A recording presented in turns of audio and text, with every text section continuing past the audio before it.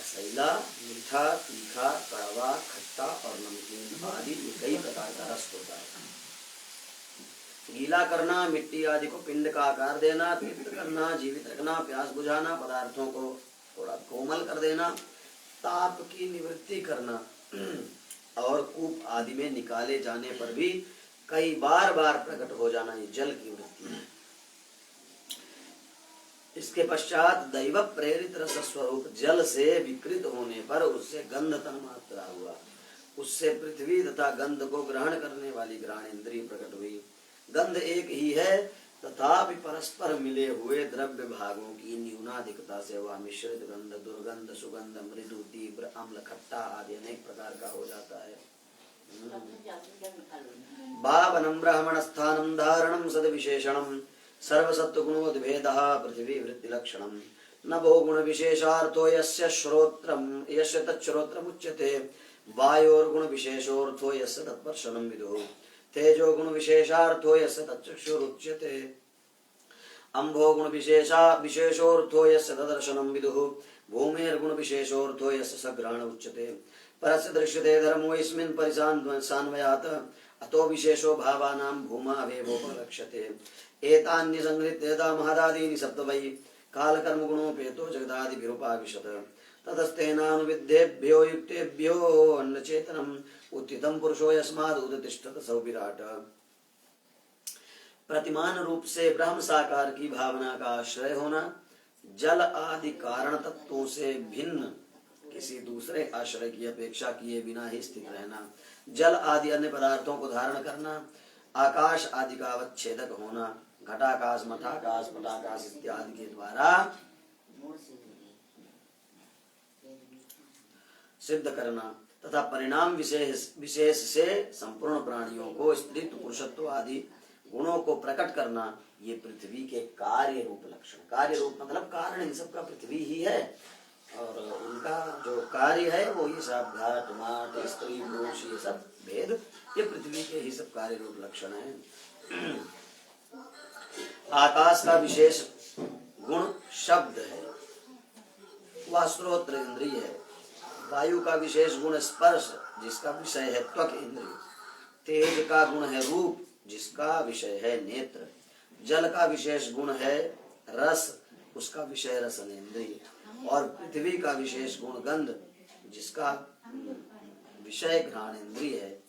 वायु आदि कार्य तत्वों में आकाश आदि कारण तत्वों के रहने से उनके गुण अनुगत देखे जाते हैं। इसलिए समस्त महाभूतों के गुण शब्द स्पर्श रूप रसगंध केवल पृथ्वी में ही पाए जाते हैं। जब महत तत्व अहंकार और पंचभूत ये सात तत्व परस्पर मिल न सके, पृथक पृथक रह गए, तो जगत के आदि कारण नारायण ने अदुष्ट अदृष्ट और सत्व आदि गुणों के सहित उसमें प्रवेश किया। कौन कौन से? महत्त्व, अहंकार और पंचभूत। पंचभूत 5, एक अहंकार 6 और एक महत्त्व। ये 7 तत्व परस्पर नहीं मिल सके। 7 तत्व। फिर इसीलिए बार बार ये जो गिनती हो रही 5 तत्व 7 तत्व, ये संख्या के आधार पर पूरा, इसलिए सांख्य तत्व है। सांख्य तत्व, सांख्य शास्त्र। हाँ वही है। फिर परमात्मा के प्रवेश से शुद्ध और आपस में मिले हुए उन तत्वों से एक जड़ अंडा उत्पन्न हुआ। उस अंडे से विराट पुरुष की अभिव्यक्ति हुई। इस अंडे का नाम विशेष है। इसके अंतर्गत श्रीहरि के स्वरूप 14 भुवनों का विस्तार है। यह चारों ओर से क्रमशः एक दूसरे से 10 गुने जल, अग्नि, वायु, आकाश और महत्त्व, इन 6 आवरणों से घिरा हुआ। कौन कौन? जल, अग्नि, वायु, आकाश और आकाश। जल, अग्नि, वायु, आकाश, अहंकार और महत्त्व 6 आवरणों से घिरा हुआ है। इन सब के बाहर 7वां आवरण प्रकृति का है, इसलिए सप्तावरण संयुक्त ब्रह्मांड कहा जाता है। कारणमय जल में स्थित उस तेजोमय अंडे से उठकर उस विराट पुरुष ने पुनः उसमें प्रवेश किया और उसमें कई प्रकार के छिद्र हो गए। पहले मुख प्रकट हुआ, उसमें वाक इंद्रिय, और उसके अनंतर वाक का अधिष्ठात्री देवता अग्नि उत्पन्न हुआ।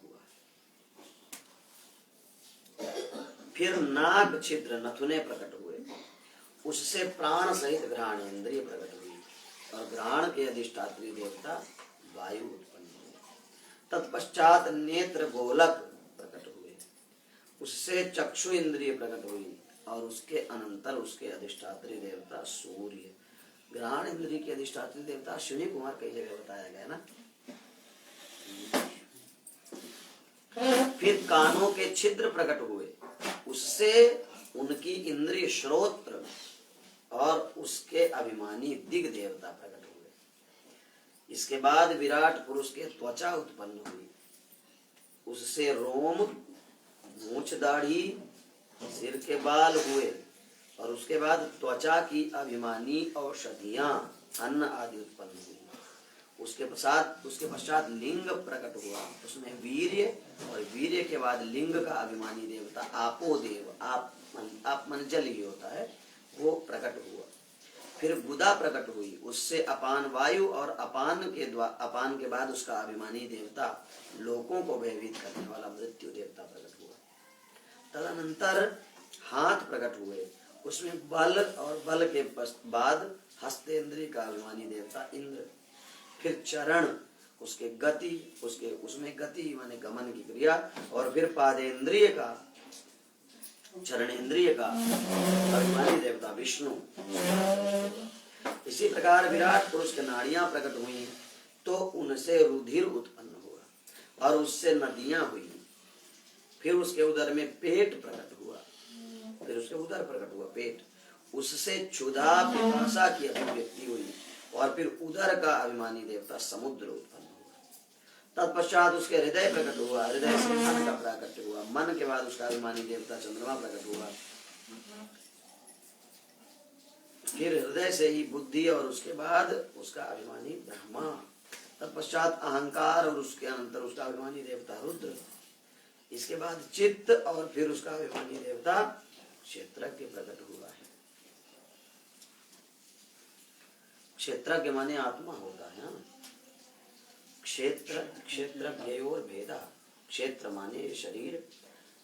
कृष्ण भगवान गीता में कहते हैं इदम शरीरम कौन्तेय क्षेत्रज्ञम इति, क्षेत्रज्ञम इति कहते थे ऐसा। तो क्षेत्र माने या शरीर, और क्षेत्रज्ञ माने उसको जानने वाला आत्मा जो है उसमें रहता है। तो क्षेत्र माने यह पूरा ब्रह्मांड, और क्षेत्रज्ञ माने परमात्मा। जब एक क्षेत्रज्ञ के अतिरिक्त सारे देवता उत्पन्न होकर भी विराट पुरुष को उठाने में समर्थ रहे, तो उसे उठाने के लिए क्रमशः फिर अपने अपने उत्पत्ति स्थानों में प्रविष्ट होने लगे। ये प्रकट तो हो गए, लेकिन अभी प्रविष्ट नहीं हुए। फिर जब प्रविष्ट हो गए, श्लोक रह गए। रेतस्तस्मात् आसन्निर्विद्यत वै गुदम गुदात अपानो अपानाच्च मृत्युलोक भयंकरः। हस्तौ च निर्विद्येषां बलं ताभ्यां च तत्स्वराट् पादौ च निर्विद्येतां गतस्ताभ्यां ततो हरि। नाड्यो च निर्विद्यन्त ताभ्यो लोहितमावृतं नद्यस्ततः समभवत् उदरं निर्विद्यत। क्षुत्पिपासे ततः स्यातां समुद्रस्त्वेतयोरभूत्। अथा सहृदयं भिन्नं हृदयान्मनोहितं। मनसश्चन्द्रमा जातो बुद्धिर्बुद्धेर्गिरां पति। अहंकारस्ततो रुद्रश्चित्तं चैत्यस्ततो भवति। एते यप्युत्थिता देवाः नैवास्योत्थापनेशितं नराभिविशुक्खानि तमुत्पथायितुं प्रमाथ। वानेर्वाचा मुखं वेदे नोत्तिष्ठत् तदा विराट। घ्राणेन देवायोर्नोदतिष्ठत् तदा विराट। अक्षिणी चक्षुषादित्यो नोदतिष्ठत् तदा विराट। श्रोत्रेण कर्णो च दिशो नोदतिष्ठत् तदा विराट। त्वचं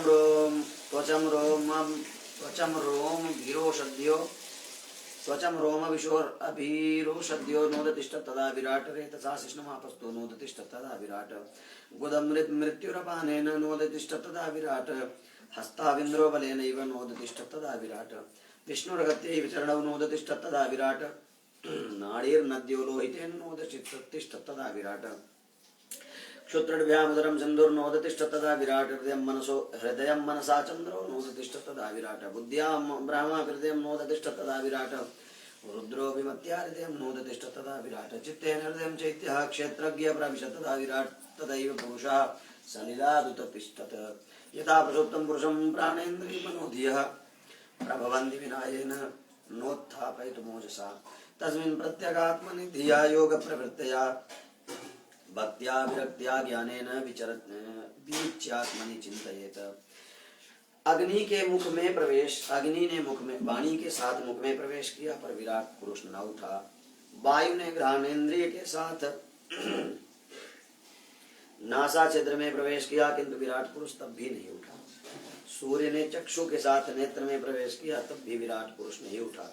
देवताओं ने श्रवणेन्द्रिय के साथ कानों में, दिशाओं ने श्रवणेन्द्रिय के साथ कानों में प्रवेश किया, विराट पुरुष तब भी नहीं उठा। औषधियों ने रोमों के सहित त्वचा में प्रवेश किया लेकिन विराट पुरुष नहीं उठा। जल ने वीर्य के साथ लिंग में प्रवेश किया तब भी विराट पुरुष नहीं उठा। मृत्यु ने अपान के साथ गुदा में प्रवेश किया फिर भी विराट पुरुष नहीं उठा। इंद्र ने बल के साथ हाथों में प्रवेश किया पर विराट पुरुष तब भी नहीं उठा। विष्णु ने गति के साथ, नदियों ने रुधिर के साथ नाड़ियों में, और चंद्रमा ने मन के साथ हृदय में, ब्रह्मा ने बुद्धि के साथ हृदय में, रुद्र ने अहंकार के साथ हृदय में प्रवेश किया, विराट पुरुष तब भी नहीं उठा। किंतु जब चित्त के अधिष्ठाता क्षेत्रज्ञ ने अर्थात भगवान नारायण ने चित्त के साथ हृदय में प्रवेश किया तो विराट पुरुष उसी समय जल से उठकर खड़ा हो गया। जिस प्रकार लोक में प्राण, इंद्रिय, मन और बुद्धि आदि चित्त के अधिष्ठाता क्षेत्रज्ञ की बिना सहायता के सोए हुए प्राणी को अपने बल से नहीं उठा सकते, उसी प्रकार विराट पुरुष को भी वे क्षेत्रज्ञ परमात्मा के बिना नहीं उठा सके। ओम स्वस्ति श्रीमद्भागवते महापुराणे पारमहंस्यां संहितायां श्री कृष्णार्पणमस्तु। कृष्णाय वासुदेवाय हरे परमात्मने प्रणतक्लेशनाशाय गोविन्दाय नमो नमः। श्री भगवानुवाच प्रकृतिस्थोऽपि पुरुषो नाज्यते प्राकृतेर्गुणैः अविकारात् अकर्तृत्वात् निर्गुणत्वात् जलार्कवत् स एष यर्हि प्रकृतेर्गुणेष्वविसज्जते अहं क्रिया विमूढ़ात्मा कर्तास्मीत्यभिमन्यते तेन संसार पदवीम् अवशोभ्येत्य निर्वृतः प्रासंगिकैः कर्मदोषैः सदसन् मिश्रयोनिषु अर्थेय विद्यमानेऽपि संस्कृतिर्न निवर्तते ध्यायतो विषयानस्य स्वप्ने अर्थागमो यथा अतएव शनैश्चित्तं प्रसक्तं सतां पथि भक्तियोगेन तीव्रेण विरक्त्या न नैर्वशम्। भगवान कपिल कहते हैं, माँ, जिस तरह जल में प्रतिबिंबित सूर्य के साथ जल के शीतलता, चंचलता आदि गुण का कोई संबंध नहीं होता, उसी प्रकार प्रकृति के कार्य शरीर में स्थिर होने पर भी आत्मा वास्तव में उसके सुख दुख आदि धर्मों में लिप्त नहीं होता, क्योंकि वह स्वभाव से निर्विकार, अकर्ता और निर्गुण है। किंतु जब वही प्राकृत गुणों से अपना संबंध स्थापित कर लेता है तब अहंकार से मोहित होकर मैं करता हूँ ऐसा मानने लगता है। उस अभिमान के कारण वह देह संसर्ग से किए हुए पुण्य पाप रूप कर्मों के दोष से अपनी स्वाधीनता की शक्ति खो बैठता है तथा उत्तम, मध्यम और नीच योनियों में उत्पन्न होकर संसार चक्र में घूमता रहता है। जिस प्रकार स्वप्न में भय, शोक आदि का कोई कारण न होने पर भी स्वप्न के पदार्थों में आस्था होने के कारण दुख उठाना पड़ता है, उसी प्रकार भय, शोक, मम, अहम, मैं मेरा के कारण जन्म मरणादि संसार की कोई सत्ता न होने पर भी अविद्यावश विषयों का चिंतन करते रहने से जीव का संसार चक्र में आना जाना कभी निवृत्त नहीं होता, माने वो छूटता नहीं। इसलिए बुद्धिमान मनुष्य को उचित है कि असन मार्ग माने विषय चिंतन में फंसे हुए चित्त को तीव्र भक्ति योग के द्वारा भगवान के चरण में लगाया जाए। यम आदि योग साधनों के द्वारा श्रद्धा पूर्वक अभ्यास चित्त को बारंबार एकाग्र करते हुए मुझ में सच्चा भाव रखने, मेरी कथा करने, समस्त प्राणियों में सम भाव रखने और किसी से बैर न करने, आसक्ति के त्याग, ब्रह्मचर्य, मौन व्रत, स्वधर्म, जिसे ऐसी स्थिति प्राप्त हो गई है, प्रारब्ध के अनुसार जो कुछ मिल जाता है उसी में संतुष्ट रहता है, परिमित भोजन करता है, माने सीमित भोजन, न बहुत ज्यादा न बहुत कम, एकांत में रहता है, शांत स्वभाव का है, सबका मित्र है, दयालु है, धैर्यवान है, प्रकृति और पुरुष के वास्तविक स्वरूप के अनुभव से प्राप्त हुए तत्व ज्ञान के कारण स्त्री पुत्र आदि संबंधियों के सहित इस देह में मैं मेरेपन का मिथ्या अभिनिवेश नहीं करता। बुद्धि की जागृत आदि अवस्थाओं में भी अलग अलग जो हो जाए तथा परमात्मा के सिवा कोई और वस्तु न देखे, वह आत्मदर्शी मुनि नेत्रों से सूर्य को देखने की भांति अपने शुद्ध अंतःकरण द्वारा परमात्मा का साक्षात्कार कर अद्वितीय ब्रह्म पद को प्राप्त होता है। जो देह आदि संपूर्ण उपाधियों से पृथक अहंकार आदि मिथ्या वस्तुओं में सत्य रूप भासने वाला जगत कारण भूता प्रकृति का अधिष्ठान महदादि कार्य वर्ग प्रकाशक और कार्य कारण रूप संपूर्ण पदार्थों में जो व्याप्त है, जिस प्रकार यथा जलस्थ आभासः स्थलस्थेन अवदृश्यते स्वाभासेन तथा सूर्यो जलस्थेन दिवि स्थितः एवं त्रिवृदहंकारो भूतेन्द्रिय मनोमनैः स्वभावैर्लक्षितोनेन सदाभासेन सत्यदृक् भूत सूक्ष्मेन्द्रिय मनोबुद्ध्यादि विश्वः लीनेष्वपि यस्तत्र विनिद्रो निरहंक्रियः एवं प्रत्यवमृष्यात्मानं योत्मानं प्रपद्यते साहंकार द्रव्यस्य योवस्थानमनुग्रहादेव भूतिर्वाच पुरुषं प्रकृतिर्ब्रह्मन् न विमुञ्चति करिचित् अन्योन्यापाश्रयत्वाच्च अन्यत्वादवने हरेः यथा गन्धस्य भूमेश्च अनुभावोऽप्यतिरेकतः पामरसस्य च तथा न तथा बुद्धेः परस्य च अकर्तुः कर्म बन्धेयं पुरुषस्य यदाश्रयः गुणेषु सत्त्वप्रकृतेः कैवल्यं तेषु अतः कथं क्वचित् तत्त्वाविमर्शेन निवृत्तं भयपूर्वणम् अनिवृत्त निमित्तत्वात् पुनः प्रत्यवतिष्ठते। श्री भगवान वाच अनिमित्त निमित्तेन स्वधर्मेणात्मलामना तीव्रया मयि भक्त्या च श्रुत संभृतया चिरम् ज्ञानेन दृष्ट तत्त्वेन वैराग्येण बलीयसा तपोयुक्तेन योगेन तीव्रेणात्मसमाधिना प्राकृते पुरुषस्य दह्यमानात्वहर्निशम् तिरो भवित्रे जनकैर् अग्नेर्निरयो निवारिणी भोक्त भोगा परित्यक्ता दृष्ट दोषा च नित्यशा नेवेश्वरस्य शुभं दत्ते स्वेवं स्थितस्य च। भगवान कपिल कहते हैं, मैया जिस प्रकार जल में पड़ा हुआ सूर्य का प्रतिबिंब दीवाल पर पड़े हुए अपने आभास के संबंध से देखा जाता है और जल में दिखने वाले प्रतिबिंब से आकाश स्थित सूर्य का ज्ञान होता है, उसी प्रकार वैकारिक आदि भेद से तीन प्रकार का अहंकार देह, इंद्रिय और मन में स्थित अपने प्रतिबिंब से लक्षित रहता है। परमात्मा के प्रतिबिंब युक्त उस अहंकार के द्वारा सत्य ज्ञान स्वरूप परमात्मा का दर्शन होता है, जो सुषुप्ति के समय निद्रा से शब्द आदि सूक्ष्म इंद्रिय और मन बुद्धि आदि के अव्याकृत में लीन हो जाने पर स्वयं जागता है और सर्वथा अहंकार शून्य है। सुषुप्ति के समय अपने उपाधिभूत अहंकार का नाश होने से भ्रमवश अपने को ही नष्ट मान लेता है। जिस प्रकार धन का नाश होने पर मनुष्य अपने को भी नष्ट हुआ मानकर अत्यंत व्याकुल हो जाता है, उसी प्रकार वह भी अत्यंत विवश होकर नष्ट हो जाता है।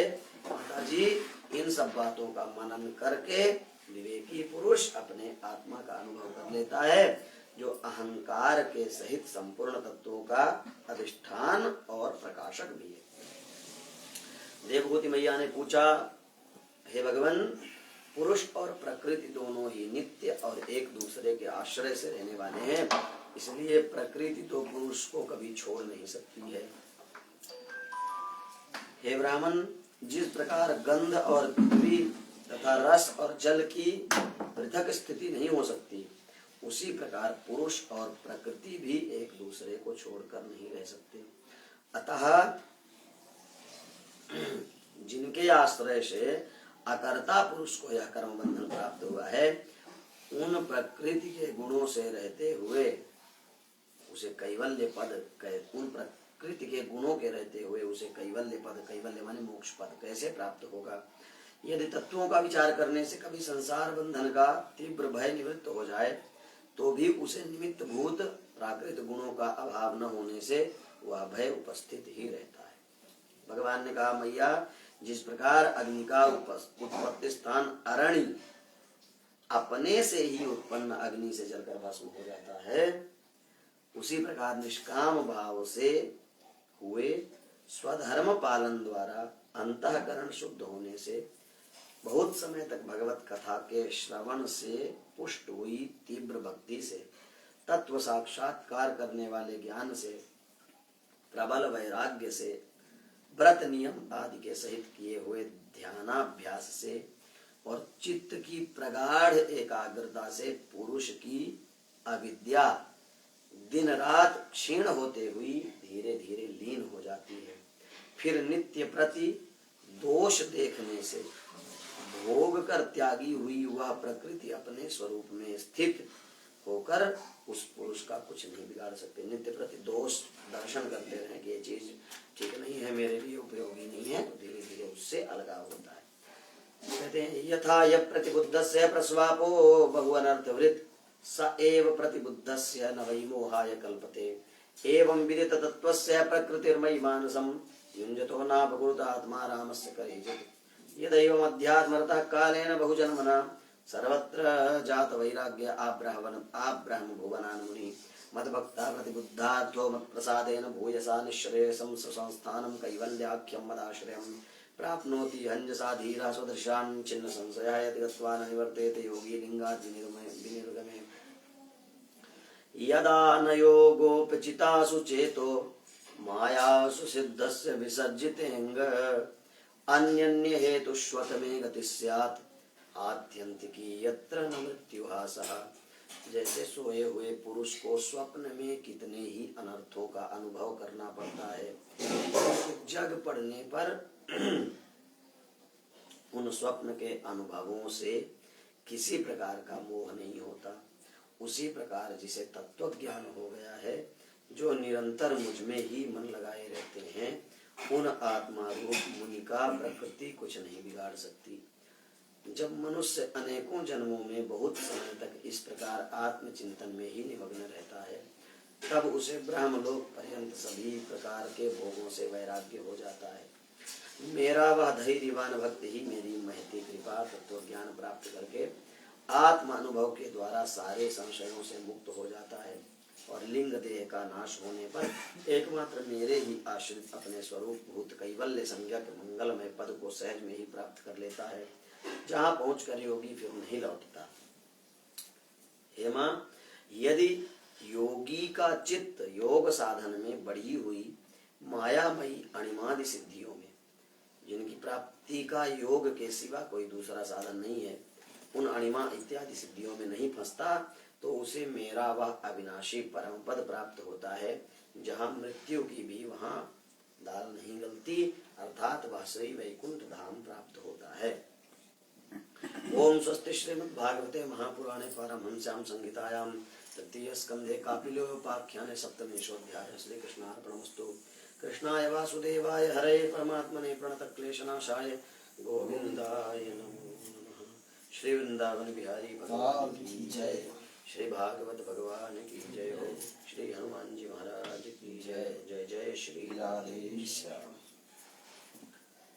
विश्राम करते हैं। हाँ हाँ, आपको दवाई चाहिए तो ले आऊं क्या मैं गले के लिए? गले के लिए क्या दवाई? नहीं, वो होती है, एंटीबायोटिक होती है। यदि आपको कुछ इन्फेक्शन हुआ होगा तो एंथ्रोसिन होती है ना, एंथ्रोसिन हो जाएगी, या फिर कफ जमा हुआ तो वो। हाँ हाँ, एक वो कफ भी है। क्या है, कल रात में पंखा चल रहा था ना, इसलिए आपको हुआ है। मैंने बोला था ना वो पंखा बंद करवा दीजिए, इसलिए आपका वो कंठामृत ले लीजिए, तो दे भैया चलाए थे। नहीं, वो क्या है ना, अभी मौसम ठंडा है, एकदम मौसम ठंडा है और इतनी मेहनत के बाद अंदर से गर्मी होती है, अचानक वो ठंडक तो वो नुकसान। कल ही आवाज मेरे को लग रही थी उससे तो कल से ही प्रभावित कल बोले ना गले में दर्द हो रहा एक तो काम और कर लेना थोड़ा सा, वो स्टैंड आप डालिए, थोड़ा सा आराम मिलेगा, हाँ थोड़ा सा हल्की स्टैंड आवाज ले आओ, निकलेगी। क्या चीज? माइक का स्टैंड ले आओ, अरे हो माइक जाएगा, का जोर से खाना बोलना नहीं पड़ेगा ना, उसमें थोड़ा राहत रहेगी। नहीं उसमें क्या है, 4 लोग हैं, उनको उसमें कोई चिल्ला के थोड़ा ना नहीं, बोलना है। जितनी और आराम से उतनी ही आवाज में आवाज वो- तेज नहीं रखना है। नहीं क्या है ना, इनको धीरे भी बोलेंगे ना, बिल्कुल ज्यादा जोर में देंगे तो सुनाई देगा। और अभी क्या हो रहा है, थोड़ा सा जोर तो देनी पड़ता है। आवाज गूंजेगी तो नहीं, छोटा सा कमरा है। लगाते रहे लोग, हमेशा लगाते हैं। वो स्टैंड की वजह से ही लगा, बीच में दर्द भी हो रहा है। नहीं, थोड़ा सा रेस्ट वो- तो कोई दवाई अरे वो वही ठंडी के कारण आया हाँ, कुछ। वही। कल मैंने तो उसके लिए तो पैरासीटामोल वगैरह, फीवर भी हाँ, है। वो चल- रोसिन दे देता फीवर हूँ। नहीं। रोसिन है, पैरासीटामोल कुछ भी दर्द के लिए जाएगा। और एल्ट्रोसिन गले के लिए होता है ना, ले आओ। पानी थोड़ा गुनगुना करके एक बोतल में ले लो, ठंडा पानी और नुकसान करेगा। अब जब पीजिए आप तो गर्म ही पीजिए हाँ। बहुत। हाँ, पानी उसमें दे दीजिए, गर्म हो रखा है। आप ले बोतल लो, ऊपर बोतल रखवा ले आई ना, लो। ले आए। रखिए ना, नहीं वो नहीं, वो दूसरी तो ले लेके आओ। आओ, मैं चलता हूँ। एक यहाँ भी रखते हैं ना, वो उसको वापस करके देंगे ना, उसमें डाल देंगे इससे, दोबारा कहीं बार नहीं आएगा। लेने आओगे ना? कौन जब आएंगे भोजन के लिए तो लेते आएंगे। नहीं हम लोग को जरूरत पड़ेगा। हम लोग गर्म पानी पीते हैं, गर्म करवा दे रहे हैं।